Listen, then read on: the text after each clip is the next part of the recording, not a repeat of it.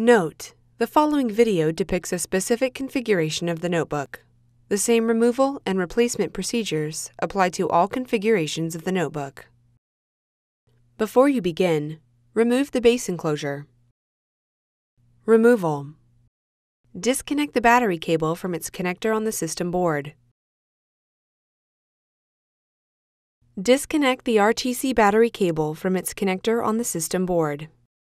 Important: make note of the orientation of the RTC battery for later replacement.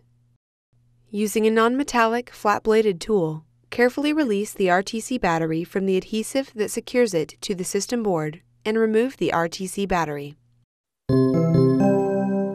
Replacement.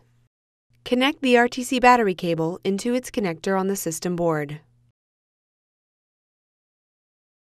Place the RTC battery into position on the system board and gently press down to adhere the RTC battery into place. Connect the battery cable into its connector on the system board.